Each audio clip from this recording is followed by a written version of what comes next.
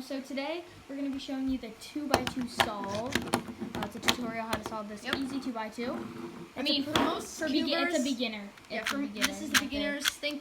It's not necessarily the fastest, but it lets you solve it in under 30 seconds once you practice all the algorithms. Yeah, and at least under 30 seconds. For us cubers, in the community, it's actually pretty easy. But for beginners, whoever's watching this is a good method for beginners. Yeah. All right, Tyler, take it away. Okay, guys, the first step in solving the 2x2 is to get one layer. For me, I'm going to be using white. So if you're a beginner, then you should start by remembering the white is across from yellow, orange is across from red, and green's across from blue. So if you practice that a few times and say it in your head until you get it, then this will be pretty easy. So let's get started. The first thing you want to do is pick any side that has white on it. For me, I'm going to be using this side. I could have used this, but since there's most, you basically want to find the side that has the most of your color.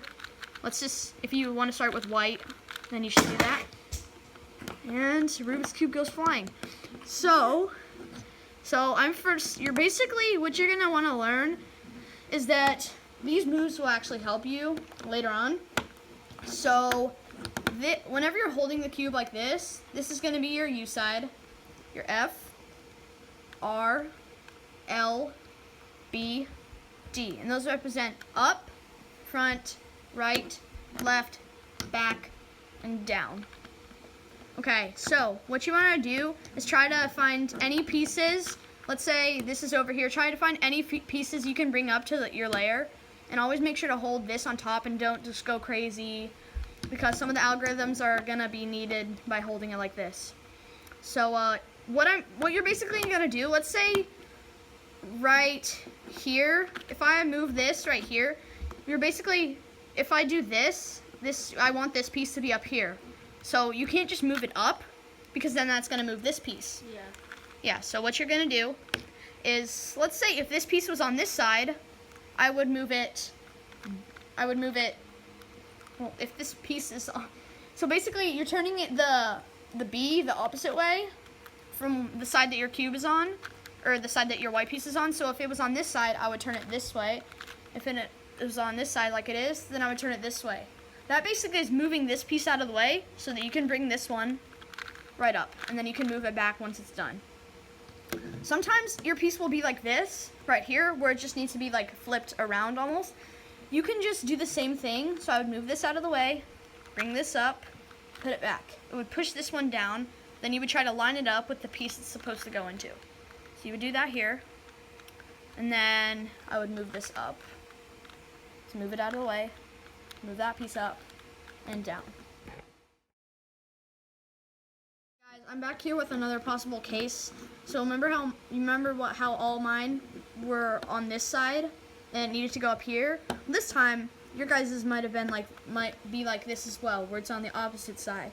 So instead of going this way, you would go the opposite way, because if I were to turn it this way like the other time when it was on the other side, and then turn this to move it up, it moves these, yeah, and then if you move it back, it's not there anymore. So you wouldn't do that. Okay. What? Sorry, I just got stuck. Okay, so instead, you would move it the opposite way from the side that it's on. So basically, you're moving it away. And then you could bring this up and put it back. So I'm back with the next step on solving the Rubik's Cube. You want to get, the goal in the next step is to get colors all around. So if this is red, and you get blue, orange, green. So first, you want to get familiar with some of the moves on the Rubik's Cube. So I'll put it up on the screen right now. This would be R, which means up. This would be R prime, which means down. This would mean L, which is up. And then L prime, down. So whenever you see the dash right next to the letter, that means that it's prime, which means down. Or in this case, it could be something else with the U, B, and D layers. So then this on the bottom layer, you want to think of a clock. So this is the way that a clock goes. It goes this way. So that would be a D move. then this would be D prime with the dash, which also means counterclockwise instead of clockwise. Same with B. This would be just B, which is clockwise. Then this would be B prime, which means counterclockwise. And same with U.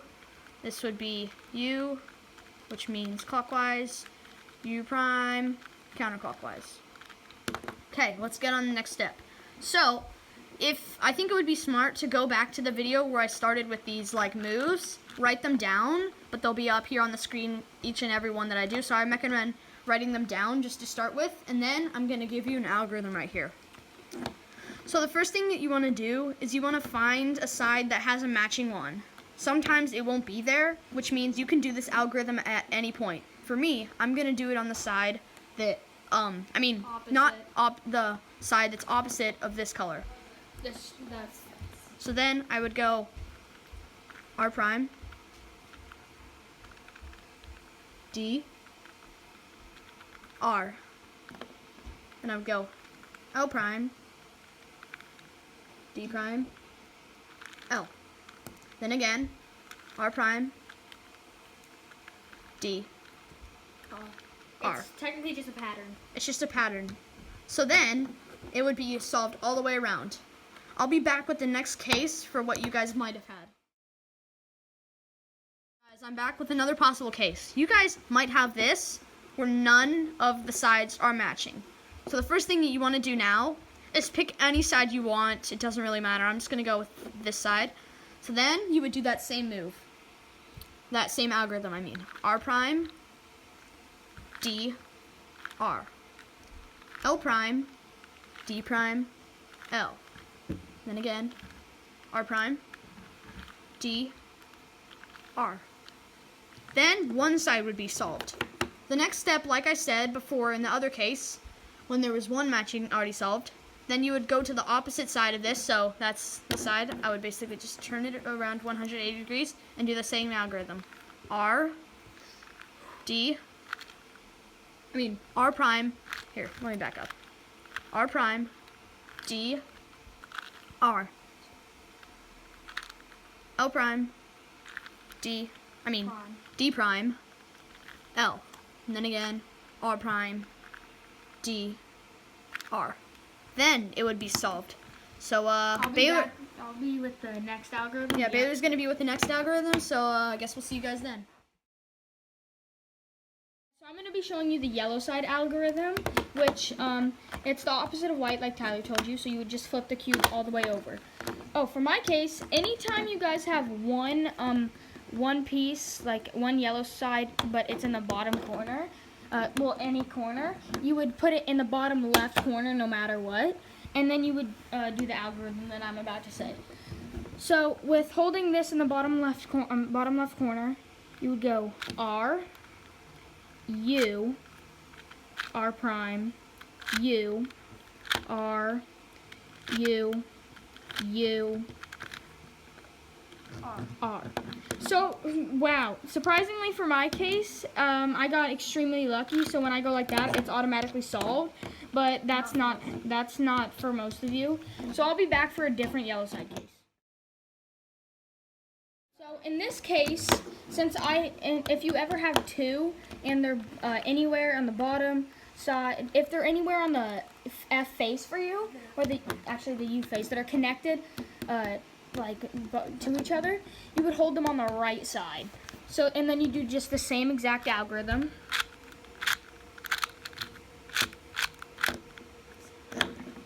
We'll put it up on the screen for you. And then this time, if you don't have any on the U layer, no yellows on the U layer, then I will show you in a minute. We'll be back with another case. Normally after one time, it doesn't solve, unlike the one that I got, surprisingly, or it doesn't solve the yellow side. So after that time, I still have more. So I don't have any yellow on the U side, so I would look for, on the F side, the two yellows connected on the top layer. I would hold it like this, exactly how I am, and then I would do R, U, R prime, U, R, U, U, R prime. And then back with the same case I had, I'm just going to do it again right now since it's on the top. And then, like I showed you earlier, I have this in the bottom left, so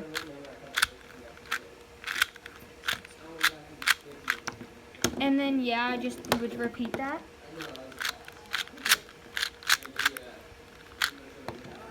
And yeah, and so now that the yellow side's solved, we'll be back with the third algorithm.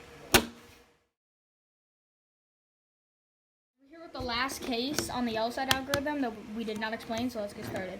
So if you have two diagonal from each other, then you would hold them exactly like this. One in the bottom left and one in the top right. So then you would just do this exact same. Yeah, and so also, sometimes there's a possibility that you might have yellow here and yellow on this side as well, and none on the top. Then you would just hold one side that has two yellow right here. You can choose. So I'm just going to solve the yellow side really quick. Right, wow. It's a long case. It can sometimes, like, it doesn't solve always in one. Yeah, it usually takes a few algorithms, so just remember those. Sometimes you have to start. See, he's putting it in the yellow corner again. And boom, yellow side is solved. So we'll be back with the next algorithm. Guys, this is the last algorithm that you're going to be doing in the Rubik's Cube. So first of all, if you made it this far, hopefully, we did a good job of explaining. So the algorithms will be up here on the top. So basically, or somewhere on the thing. So basically what you want to do is you're going to look around for your cube for a matching side. You might not have a matching, most likely you'll have a matching side that you can just flip over, but sometimes two corners, like let's say these two corners are flipped, but everything else is solved. So that means that you just do this algorithm that we're about to show you twice. So this is the most difficult algorithm to remember, so hopefully you'll have a piece of paper and like knowing which ones are and R prime. So write down this algorithm if you can, if you want to remember it. So you want to hold. So basically, you're gonna just flip any side that's matching. For me, it's red. Then you would hold the white and the red side like this. So white's on top, white's on the U layer, which is up, and then the colored side that's matching is on the F layer. So then what you want to do is take the cube and rotate it completely so that yellow's here and the matching side is on the back. You don't have to. If you want, you can just pull it right away, but it's easier for beginners. So basically what you want to do is you want to do this algorithm. You're going to go R prime, F, R prime, B, B prime 2, R, F prime, R, B prime 2, or 2 means twice, you can just flip it up if you want, like B prime 2, R 2, and B prime 2. And the cube is solved. So just let us know if this helped, and we'll put the next case in a minute. The next part of the video. We'll just use the transition. We're gonna show you we're gonna show you the next case where you have to do the algorithm twice. Guys, this is the last possible case for this algorithm. And my Rubik's Cube just went flying. That's okay. This is my 3x3. So this might happen to you guys, and you're probably gonna be like, "Wait, what just happened?" Well, don't worry. All you have to do is just do the algorithm twice. You can hold it at any place. So we're gonna do that. We're gonna do the algorithm again. We're gonna put it at the top again. So it'll be at the top. So you can just follow along with my hands.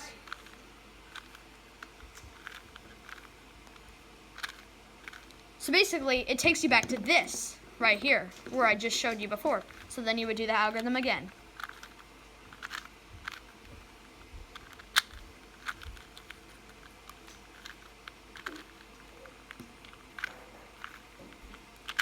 And boom, it's solved. So let us know in the comments if this did not work for you guys. And so we're really sorry if it doesn't, but we tried to explain it our best. Thank you guys for watching. I hope you guys enjoyed. We're the Duo Cubers, and comment down below if you liked the video and enjoyed it. If it didn't work, I'm sorry. Let us know what happened. We're the Duo Cubers. Please like and subscribe, and we're out.